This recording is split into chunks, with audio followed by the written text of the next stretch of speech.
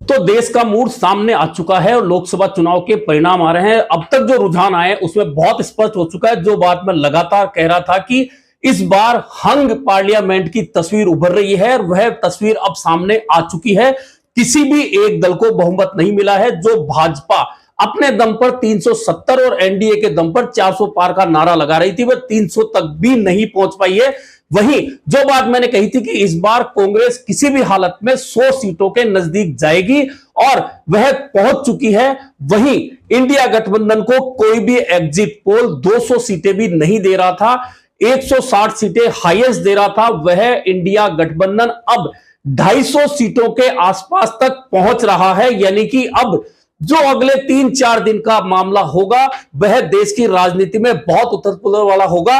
कौन सा दल किसके साथ जाएगा, किसके साथ रुकेगा, यह बात मैं पहले भी कह चुका हूं कि एनडीए के साथ में जो दल हैं उनमें अधिकांश वे दल हैं जो कभी भी पाला बदल सकते हैं, सौदेबाजी कर सकते हैं। और इंडिया में जो घटक दल हैं वे लगातार इंडिया गठबंधन के साथ पहले से रहे हैं। वे भाजपा के खिलाफ पिछले 30-40 साल से रहे हैं, चाहे कोई भी परिस्थिति रही हो। यानी कि इंडिया गठबंधन में तोड़ की कोई संभावना ज्यादा नहीं है। वहीं एनडीए के घटक दल टूटकर अगर इधर उधर जाएंगे, इसकी संभावना ज्यादा है। वैसे अब एक बात स्पष्ट हो चुकी है कि भाजपा अपना स्कोर 240 के आसपास से ऊपर नहीं ले जा पा रही है, वहीं कांग्रेस 100 सीटों पर आसपास समट रही है। लेकिन सबसे बड़ी बात यह है कि आखिरकार ऐसा चौंकाने वाला रिजल्ट जो कि एग्जिट पोल के अनुसार या मीडिया चैनलों के अनुसार हो सकता है उसे माना जाए, लेकिन यह चौंकाने वाला रिजल्ट बिल्कुल नहीं है। मैंने 4 अलग अलग जोन बना के भी यह बात समझाई थी कि साउथ की 5 स्टेटों की 129 सीटें हैं, उनमें भाजपा ऊपर 110 सीटों में कुछ भी हासिल नहीं करेगी। और आप रिजल्ट देख सकते हैं, आप देख सकते हैं रुझान कि भाजपा को कर्नाटक में नुकसान हुआ है। इसके अलावा साउथ में वह एनडीए गठबंधन की बात करें तो आंध्र प्रदेश में एनडीए गठबंधन आगे है और भाजपा ने वहां खाता खोल लिया है। लेकिन इसके अलावा भाजपा को तेलंगाना में जो स्थिति उसकी थी वहीं की वहीं भाजपा रहने वाली है। अब जो 266 सीटें मध्य भारत की और पश्चिम भारत की जी, जहां भाजपा का रुतबा 2014 और 2019 में रहा था, मैंने कहा था अगर इन सीटों में 50 से 55 सीटें कांग्रेस के खाते में जाएंगी, उसमें से 40 से 45 सीटें वो होंगी जो भाजपा से कांग्रेस छीनेगी। और आप रुझान और रिजल्ट देख सकते हैं कि कांग्रेस ने अपना वो काम कर दिया और राजनीतिक प्रेक्षक नहीं मान रहे थे कि कांग्रेस 75-80 से ऊपर जाएगी। और मैं लगातार कह रहा था कि 100 सीटों के आसपास जाएगी। भाजपा को सबसे बड़ा डेंट कांग्रेस करेगी, क्योंकि कांग्रेस जो 328 सीटों पर चुनाव लड़ी है उनमें से 190 से ज्यादा वे सीटें हैं जो कांग्रेस और भाजपा आमने सामने लड़ी है।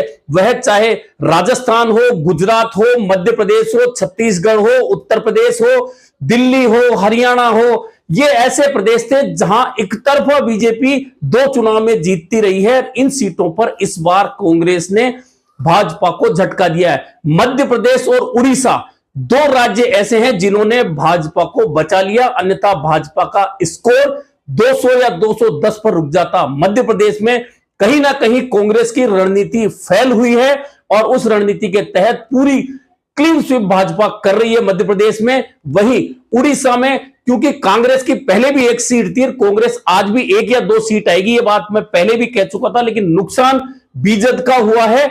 लेकिन एनडीए को फायदा इसलिए वहां ज्यादा नहीं कह सकते कि भले ही बीजेपी की सीटें आई हो, लेकिन बीजेपी भी हमेशा एनडीए का हिस्सा होता था। ऐसे में वहां उड़ीसा में एनडीए को कोई फायदा नहीं हुआ। हां, व्यक्तिगत रूप से भाजपा फायदे में रही है। इसके अलावा पश्चिम बंगाल की जब बात हो रही थी, मैं लगातार कह रहा था कि बहुत मुश्किल है कि भाजपा अपनी पुरानी सीटें बचा पाए।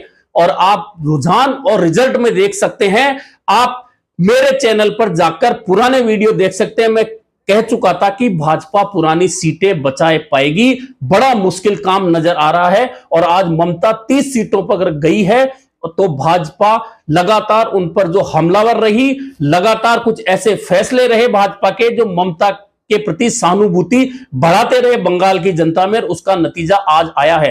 हां, जो नुकसान बिहार में एनडीए को हो सकता था वह नहीं हुआ, लेकिन नुकसान हुआ है, क्योंकि 39 सीटें 40 में से बिहार में एनडीए की थी, अब वह सीटें घटकर 30-31 तक जा रही है, यानी नुकसान वहां भी हुआ है। सिर्फ मध्य प्रदेश और उड़ीसा ने ही भाजपा को बचाया है।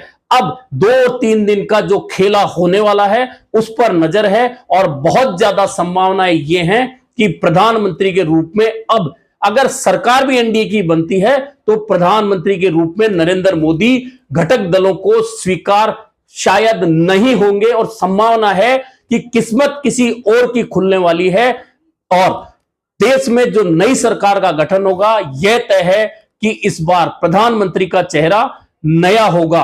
अब वह इंडिया गठबंधन का दावा भी है कि बहुत सारे दलों के संपर्क में हम हैं और हम सरकार बनाने जा रहे हैं। इस पर अब नजर रहेगी।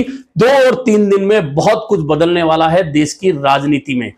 अभी के लिए इतना ही, फिर पूरे रिजल्ट के बाद आपसे मुलाकात होगी। नमस्कार।